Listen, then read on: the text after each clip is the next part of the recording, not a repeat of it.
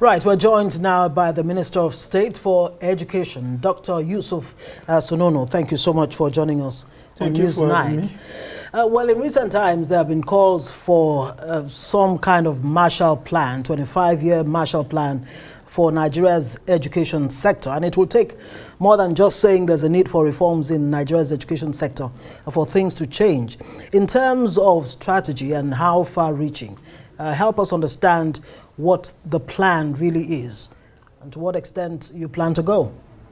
Well, thank you very much for having me. As I said earlier, we have to know that there was a transition from the immediate past regime and that of the President Bola Ahmed Tinubu GCFR. And when we came, President came with the 8-point agenda within which he's trying to see how we can work together to achieve transformation generally in the country. And education being a key sector for development globally, not only in Nigeria. It's not left out of that desire of Mr. President. And then when we came down, we had a ministerial retreat so as to set the ball running. And Mr. President gave us a mandate. And under the Federal Ministry of Education, we are given about 23 focus areas that we are going to work so that we can change the narratives and this. And on seeing that, we also realize that also before now we have the National Policy on Education, which is also a guideline on what we are going to do. We also have a ministerial strategic plan document for the ministry also. And we realize that in the ministry we have a lot of policies that are very good in terms of quality of the document there. But however, where we have major problem is the issue of implementation and then the lack of collaboration intra-ministerial and even outside the ministry, so that everybody is doing what he feels like doing.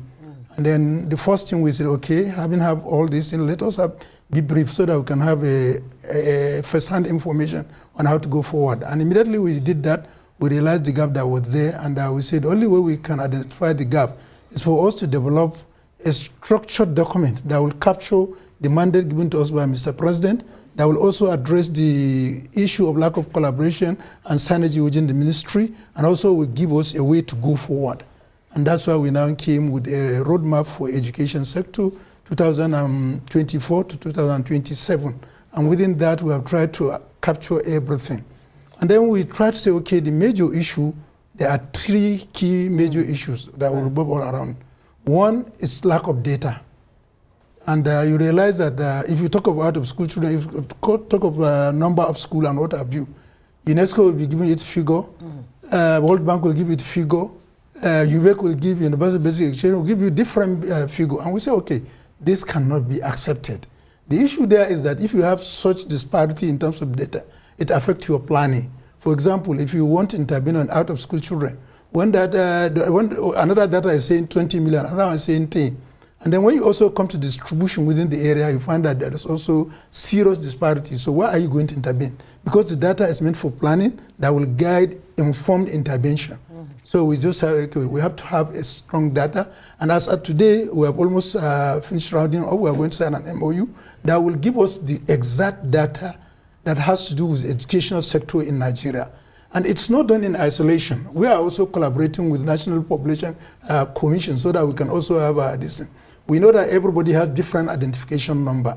You have bank, we want to use how we can collaborate with them and use the NIN as a member so that right from the time a child is going to be enrolled in early childhood development, education development, we can have his data that can be tracked up to the time he has finished his tertiary level of education. And that's the plan, and we're working towards that. Well, and the other major second issue that I said, it also has to do with out-of-school children, removing the number of out-of-school children within the country. And then the major issue also we wanted to address with this is also the issue of skills. We realize that so many people are becoming graduates, so many people are national diploma certificate holders and national certificate of education holders. The certification is not a problem. We realize that what is prior to now is you have character and learning as a major issue. But if you look at the National Policy of Education, skill has been given a very strategic place, but we have over the time neglected, and we want to bring it down to the fore. So that we also say that, okay, skill acquisition is very, very important because it's what we are going to use to increase people to come back to school so that we can develop, those who are out of school can be prepared to have what a do you mean skill. when you say skills? Is this also tied to technical education? Yes, it's technical vocational education. And definitely in all aspects of life, skill is something. We are in charge of even medical training. Forget about military. Okay, we want to have at least doctors who are skillful in terms of conduct, in terms of patient to doctor interaction, who can also have a skill to listen, have ability to listen, drive information, and then come out with listening to you, Dr. Sununu, just allow me to jump in here. Listening to you, you've been able to give us three major areas which you identified, and did you also try as much as possible to find out the main reason why almost everyone, including politicians and appointees, would prefer their children to go out of Nigeria to seek education, knowing full well that once upon a time, you and I, we all stayed back here to get this education. Did you put that as one of the major? Perhaps you didn't put this as one of the three you just listed. Let us see what you found. Yes, we have listed. It's when we are coming. It's all that will come under the shadow of the three we mentioned. But we are not we are aware that a lot of Nigerians want their children to go out of the country, and one of the issues that we have seen as a major issue is the access, academics, calendars, stability, and let me talk of the access. If you look at it. Over 1 million candidates will start for the JAM examination, and let's say even 30% will get, or 50% will pass the exam, just using an arbitrary figure. You find that our access here, the tertiary level access to education, will only accommodate less than 50% of those who are qualified candidates to get admissions.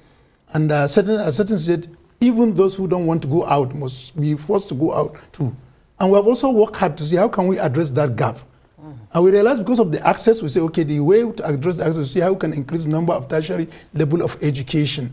And then the other issue is we say, okay, since people are desirous of going out, and then the International Labour Organization classify education as an exportable product, that you can, it's an exportable consumable product that you can participate between one nation and you can migrate to another nation. We say, okay, in that case, we also have a way out, and that is transnational education. And then we have developed a policy guideline. Aren't we running away from the major monster here, which is government's relationship with the teachers like yourself, lecturers? Because that's the main thing. I'm coming to that. Because I wanted us to touch on the major ones, so that we can act because of time. Okay. The issue of we've also addressed that issue. We all agree that teachers' position within the country has gone down to the lowest ebb. And then in our effort, we have tried to see how can we identify those who can serve as a role model within the country to promote interest of enrollment of children to education and education-related addition. For example, now, if you look at some years back when you are in primary school, when I was in primary school, teachers are part of strategic people within the community. If you say the village or district head, you say the imam or clergy, and you said the next one that will come is the teacher, and then followed by judiciary, and then at times even the police. But as of today, it's only the village head and sometimes the security agencies that work together, and teachers are no more there. So the other is you also see that the issue of enrollment, which we have also agreed even today, that it can't take you from where you are now to next month. And then people are beginning to say, okay, if you want to be valuable in society, you have to go where you can take yourself. And that's why people are running away. But we've also tried to see on our own, how do we make sure that things are done. And since we came in the last few months, we say, okay, there were a previous agreement which are dusted in the, which are receiving dust in the ministry, and say, okay, let us dust that agreement. And we have agreed that really there is issue of salary review, which was not been this, and we have within the last few months we have got it circularized and it's issued, and we are moving towards well, there's so much to actually touch on. Unfortunately, not much time. Of course, alongside access would be quality of education. That's very, very important. Yes. This program or your strategy, does it address just public schools or all education as a whole in Nigeria? I recall in Rwanda, for example, years ago, people, parents started taking their children out of private schools to to public schools because the quality of public schools had improved tremendously. Do you have such a vision? Yes, I think even when your reporter was reporting the activities today, which marks the ministerial stakeholders engagement as part of the 23 deliverables of the ministerial deliverables, I had her quoting the minister when he said that very soon that parents will stop expenditure too much because we are working towards, and he also towards improving education. And he has also mentioned the issue of Rwanda too. We all believe that yes, quality of education is very, very important. And then for you must address 3 or 4 basic issues to get a quality education. Well, now we have to address the issue of infrastructure. 2, you have to address the issue of the student themselves. And 3, you have to address the issue of teacher. And definitely that's what you are. The teacher crisis is a global phenomenon, we know. There is shortage because of the COVID-19 has brought a serious damage to virtually all sectors of human endeavor. So there are vacancies and people are moving out. We are losing a lot of our qualified teachers to oversee. And then the issue of teacher crisis, we said, okay, the way we are going to address it is 2. 1 through fiscal and other through deployment of technology. In terms of fiscal measures, we are trying to see how we can increase in training and retraining. And so far, the Ministry of Education and along with its parastatals, we have trained so far since we came over 70,000 teachers nationwide. It will be remiss not to mention the issue of student loan. What's the updates that you can give us? That went back and forth until I think what happened. Can you tell us? What happened in terms of the student loan is the development that caused the delay. Is something that one will say is a welcome development, because had it been that we have gone ahead to address or to implement the Student Loan Act as it was passed initially and then assented to by Mr. President, what we are going to be faced is discriminatory. It has discriminated so many students, and in terms of accessibility, it will give only access to less than 10% or even less than 5% of the student. And then Mr. President being democratic and listen to the yearning and aspiration of Nigerians, listen to the call that look, there are some issues that are serious bottleneck. And I was here even this, we mentioned some of those bottleneck. We thought that is something that can be circumvented initially. But Mr. President, as part of his 8-point agenda, that is respect for the rules of law. And then if you have that as a mantra that you want to respect the rules of law, you can't circumvent that law. So the only thing that is necessary is for you to go back and get it amended. So while they do that, quickly, I don't mean to butt you, apologies there. The president also promised in that same 8-point agenda that he was going to make our schools more safe for everyone. Given in the light of what's just happened to our very young children, what's the education ministry doing to ensure that our schools are truly safe? You see, what happened is disheartening, and it's a major setback, and because it's something that is have the capacity to instigate fears in the students themselves, the teachers, and also the parents. So making schools safe is one of the major goals of Mr. President, and it's also well documented in the 8-point agenda. So what's the government doing? What we are doing now is to see, I've mentioned here, we have a rapid response committee and team that is meant to serve as a measure that will fast track facing and tracking the security challenges within the country.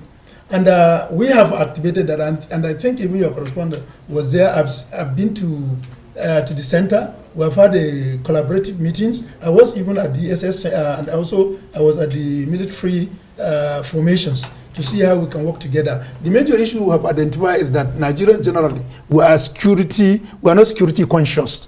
Take for example, even our own personal house, the Baba Megadi will be somebody. So in other words, Dr. Sununu, there's nothing on ground at the moment. No, there is something on ground. We have a center. We have a center that is now connected to a lot of schools. and we have a dashboard. And the implement of that connection is that whenever there is subtle sign. How do we get to the dashboard? If my work calls me or I'm a teacher, how do I get to the dashboard? We have circulated the numbers and the website to virtually all the principals in Nigeria. Okay, and even quickly. Just yesterday, I have received a document that gave us security on the vulnerable site and school. And I have written this in very soon. We are going to circulate it to all state government, mentioning to them where are the areas are this. And the major also issue is that school fencing has been a very vital key in providing protection. You would agree that it shouldn't be just with principals. I might be a family, I might be someone in the community. You just said that we're not security conscious. I should be conscious enough to have that detail, so I can also be we'll responsible. Make it public. I promise you, we'll make it public. And it also help us to spread it nationwide. We will give you the website and also the numbers that you can contact. Great. I'm still on the Safe Schools initiative. When this initiative came on board, there was funding, set aside, in billions of dollars. No, actually, billions of naira and millions of dollars. I mean, what can you tell us in terms of the funding? The funding is there, and the funding is there, and the funding is being utilized. The funding is meant for... But the Nigerian counterpart has not really been released. It has been released and we're working with it. You understand? Right. You see, it's meant for different purposes. It's not only this, and there is one for the training of security to know that safe security is a new development. Probably that they have not received that training when they were in their training institution before then. So we have to train and retrain them. And that money has been disbursed to virtually all the security organizations. And that's why I went even with the financial coordinator on Safe School Initiative, Hajia Halima. We are in all those ministry formations. Now that we're talking about money, quickly, let me throw this in quickly here. You'll be amazed at a lot of messages Nigerians are concerned. Some students in Russia specifically and other parts of the world that are being owed about 10 months of their allowance. They would like to know now that Minister Sununu is here. What I don't think it's 10 months of this is 5 months. And let's observe what happened. At least they have been owed. Yes, but let's also understand what happened. And you also reason with me, and I'll do what we are doing for that. You see, in this regime, the regime is just like what the president said. We must admit, as he has been admitting. He said he's going to bring reform, and reform will be painful. But in the end, we'll all smile and go home happy. So that's why we have to be open. We have 8 months. We have paid them up till August. And what really happened was, we have money to pay them from January to December. It is bilateral educational agreement. The country will provide tuition fee and accommodation.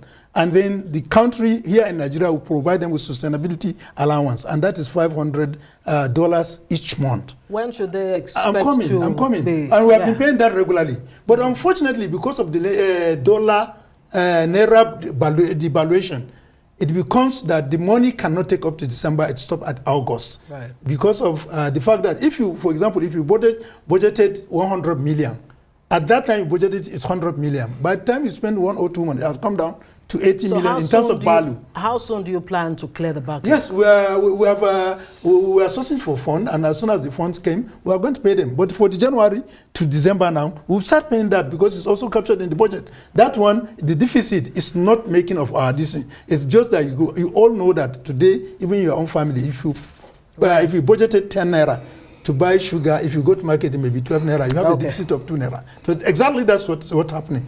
And we have also explained to parents, and we have also explained to the student that we can't do that. We are trying our best to see that how we can get this. And I'm sure, as I said, Mr. President is diplomatic, and he's hardly listening, very listening, and he always monitors what is happening. I'm sure now you know that this discussion that we're doing, he's also monitoring about it. We hope you'll give us a progress report the next time you're here. Thank you so much for joining us. Yusuf Tanko Sununu, Dr. Yusuf Tanko Sununu is Minister of State for Education.